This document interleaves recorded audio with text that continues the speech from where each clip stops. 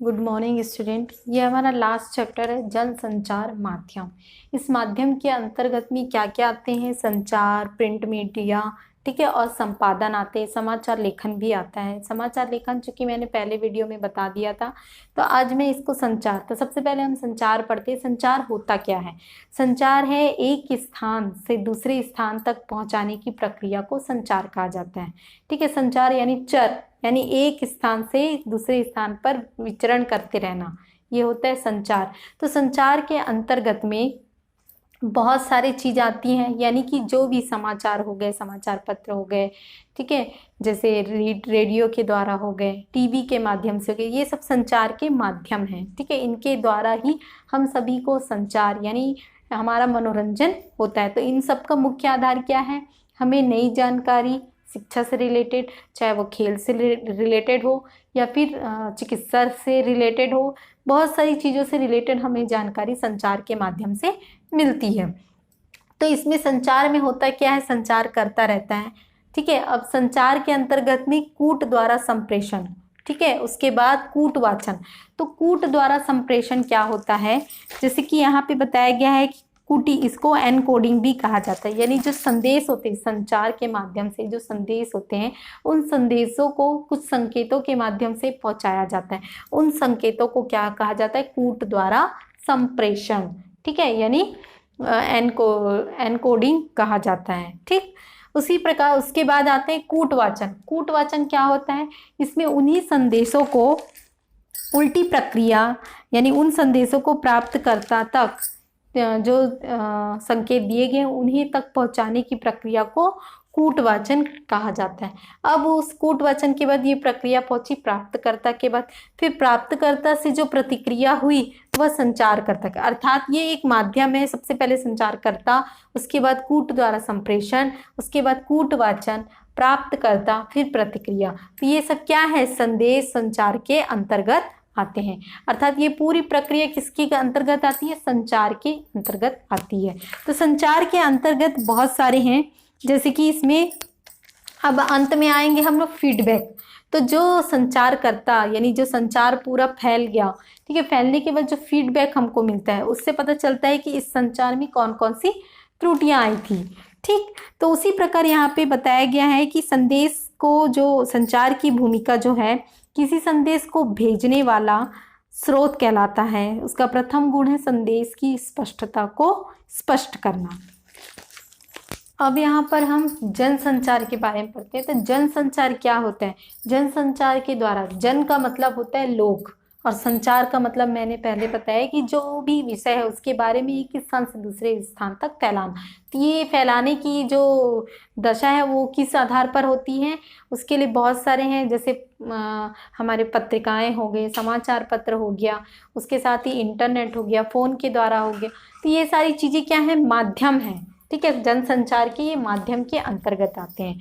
तो जनसंचार के माध्यम के अंतर्गत जब ये सारी आवश्यकताएं आ जाती हैं तो उसके तहत क्या होता है? हमें एक पूर्ण रूप से जानकारी मिलती है। तो उस जानकारी के तहत ये जनसंचार माध्यम का काम है। जनसंचार माध्यम के द्वारा ही ये सारी चीजें होती हैं। जनसंचार के अंतर्गत उसका मुख्य उद्देश्य यही है कि लोगों को सूचना देना, ठीक है, सही गलत की जानकारी देना, निगरानी रखना, एजेंडा तैयार करना, ये सारे उसके उद्देश्य हैं। जनसंचार के उद्देश्य, ताकि लोगों को उचित से उचित जानकारी मिल सके, सही शिक्षा मिल सके, मनोरंजन हो सके, ये सब जनसंचार के माध्यम के अंतर्गत आते हैं। अब हम आते हैं प्रिंट मीडिया। तो संचार को लोगों तक पहुंचाने के लिए कुछ प्रिंट मीडिया की आवश्यकता है, यानी छपाई, मुद्रण की प्रक्रिया। तो मुद्रण की प्रक्रिया के अंतर्गत प्रिंट मीडिया आते हैं, जैसे पुस्तक हो गए, बुक्स हो गए, बहुत सारे राइटर्स के बुक्स हो गए, ठीक है, पत्रिकाएं हो गई, समाचार पत्र हो गए, ये सब किसके अंतर्गत आते हैं? प्रिंट मीडिया के अंतर्गत। अर्थात प्रिंट मीडिया का अर्थ ये है कि छपाई, मुद्रण की क्रिया। ठीक, तो अब उसके बाद आगे है संपादन। ठीक है। तो अब ये सारी प्रक्रिया होगी, पहले संचार आ गया। जनसंचार क्या हुआ, मैंने बताया जनसंचार में लोगों को किसी भी विषय के बारे में अधिक से अधिक जानकारी एक स्थान से दूसरे स्थान तक पहुंचाना।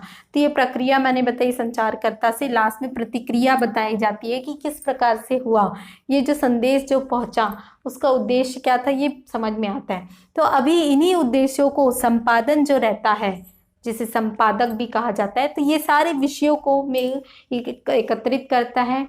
ठीक है, एकत्रित करने के बाद वो उसमें काट छाट करता है कि कौन सा सही होगा, कौन सा गलत होगा। और ये सब जितने लोग हैं संचार एकत्रित करके देते हैं, कूट द्वारा संप्रेषण कोई करता है, कूट वाचन कोई करता है, ये सारे लोग अलग अलग लोग करते हैं, अंत में इन्हीं के पास आता है।